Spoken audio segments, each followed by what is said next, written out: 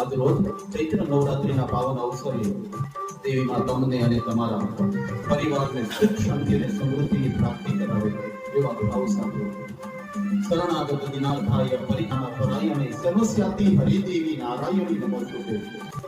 ચૈત્ર નવરાત્રિની બધા વાલા ભક્તોને ખૂબ ખૂબ શુભેચ્છાઓ સાથે નવરાત્રિ એટલે આપણા કુળદેવી માની આરાધના અને ભક્તિનો પર્વ. આ જે 9 દિવસો છે એ એવા છે, આ 9 દિવસ જો માની આરાધના કરીએ ને તો આખું વર્ષ ક્યારેય પણ કોઈના પગ પકડવાનો ક્યારેય વારો આવતો નથી. ચાલો જાણીએ આ વ્રત. પેલું નોરતું માં શૈલપુત્રી છે, પર્વતોના રાજા હિમાલયની પુત્રી છે, માટે એનું નામ શૈલપુત્રી પડેલું છે. આ દિવસે ભગવાન દેવાધિદેવ શિવ પંચાયતની પૂજા કરી ઘરની અંદરથી રોગોનો નાશ થશે. બીજું નોરતું માં બ્રહ્મચારિણીનું રહેલું છે. માતા પાર્વતીએ ભગવાન શિવને પતિ સ્વરૂપે પામવા માટે થઈ જે વર્ષો સુધી કુમારિકા અવસ્થાની અંદર તપશ્ચર્યા કરી હતી, માટે આ નોરતાના દિવસે શું કરવું?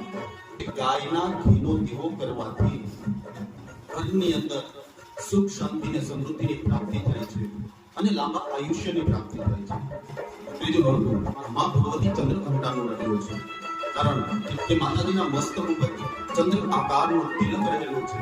આ સ્વરૂપને ચંદ્રઘંટા કહેવામાં આવે છે.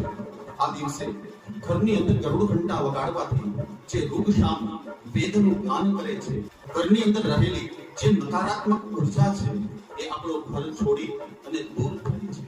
માટે આ ત્રીજા નોરતે ચંદ્રઘંટાની પૂજા કરવી. ચોથું જે નોરતું રહેલું છે, જેને આ બ્રહ્માંડને ઉત્પન્ન પણ કરેલું છે અને પોતાના ઉદરની અંદર સમાધિ હતી એવી જે ભગવતી છે એ કુષ્માંડા રહેલી છે. આ દિવસે સૂર્યનારાયણ ભગવાનને અર્ઘ્ય અર્પણ કરવું. ભગવાન સૂર્યનારાયણને અર્ઘ્ય અર્પણ કરવાથી ઘરની અંદરથી રોગ દોષ આદિ દુઃખોનો નાશ થાય છે. ચોથું સ્વરૂપ માનવું એ સ્કંદ માતાનું કહેલું. સ્કંદ માતા એટલા માટે પણ કહેવામાં આવે છે કે જે કાર્તિક સ્વામી છે એનું નામ સ્કંદ પણ રહેલું છે. સ્કંદ માતા એટલે કે સ્કંદકી માતા. આ ચોથું નોરતું રહેલું છે. આ દિવસે શું કરવું? તો કે બટુક ભોજન કરાવવું. બાળકોને ભાગ મીઠાઈ વગેરે દ્રવ્યો ખવડાવવાથી પરિવારનું રક્ષણ થાય છે અને પરિવારના રક્ષણને સાથે ઘરની અંદર સારા સંતાનોની પ્રાપ્તિ થાય છે. મા ભગવતી મહર્ષિ કાત્યાયનના વ્રત તપથી પ્રસન્ન થઈ અને જે આદ્ય શક્તિએ એમને ત્યાં દીકરી સ્વરૂપે જન્મ લીધો હતો અને કાત્યાયની કહેવામાં આવે છે. માં કાત્યાયનનું જ્યારે છઠ્ઠું નોરતું ચાલુ થાય ત્યારે એનો ભાવ એવો બતાવેલો. ઘણા લોકોને લગ્નની અંદર વિલંબ થતો હોય છે, ઘણા લોકોને પોતાનું ઘર સંસાર શાંતિથી ન ચાલતો હોય, વિલંબ થતો હોય, તો કુંવારી કન્યાને આ દિવસે છઠ્ઠા નોરતાના દિવસે વસ્ત્રનું દાન કરવાથી ઘરની અંદર સુખ શાંતિ અને સમૃદ્ધિની પ્રાપ્તિ થાય છે. મા ભગવતીનું સાતમું જે સ્વરૂપ છે, હર એક પ્રકારના ભક્તોને હર એક પ્રકારના કષ્ટ સંકટ દુઃખ આ બધા એમની અંદરથી નિવૃત્ત કરનારી છે. માટે આ સાતમું નોરતું છે. આ દિવસે ભક્તોએ શું કરવું? કાળા તલનું દાન કરવું. કાળા તલના દાનથી યમના દૂતોનો ભય ભક્તોને ક્યારેય લાગતો નથી અને ઘરની અંદર જે નાના મોટા દોષ ક્લેશ ઇત્યાદિ વગેરેઓ થાય છે આ બધામાંથી મુક્તિ મળે છે. આઠમું મા ભગવતીનું જે રંગ છે, રૂપ છે, અતિશય શ્વેત છે, માટે મહાગૌરી પણ કહેવામાં આવે છે.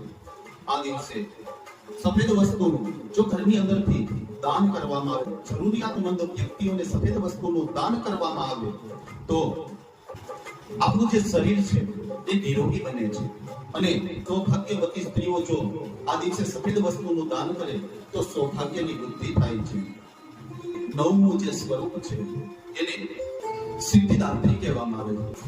આ નવમા નોરતાના દિવસે જે આદ્ય શક્તિ જગદંબાનું સ્વરૂપ છે, મા ભગવતીનું પહેલા કીધું ને એમ કે જો આ 9 દિવસનું અનુષ્ઠાન કરવામાં આવે તો એને આ સંસારમાં ક્યારેય પણ ક્યારે કોઈની પણ જરૂર મા ભગવતી રહેવા દેતી નથી. એવી જેવું વ્રત કરે, જેવું તપ કરે, જેવી ભક્તિ કરે, જેવો ભાવ કરે, આ કાર્યની જે સિદ્ધિ છે એ મા જગદંબા પોતે એને અર્પણ કરે છે. માટે આ સિદ્ધિદાત્રીનું 9મું નોરતું રહેલું છે અને જે પણ વ્યક્તિઓને સિદ્ધિની પ્રાપ્તિ થાય એને આ સંસારની અંદર સુખ શાંતિ અને સમૃદ્ધિની પ્રાપ્તિ થાય છે. તો આ નવમા નોરતાના દિવસે શું કરવું?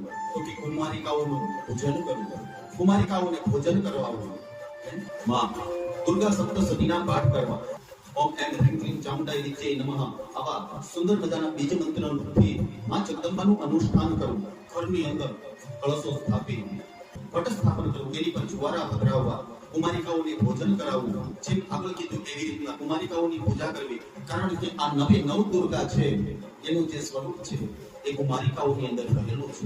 માટે બની શકે તો માછલાઓને લોટ નાખવો, ગાયોને લીલું ઘાસ નાખવું, અથવા તો કોઈ ખોરાક નાખવો, પક્ષીઓને ચણ નાખવી, જરૂરિયાતમંદ અને ભૂખ્યાને ભોજન આપવું, માતા પિતા ગુરુજનોની સેવા કરવી. આવા શુભ કર્મ કરવાથી ઘરની અંદર હરેક ઈચ્છાઓ છે એ આપણે પૂર્ણ થશે.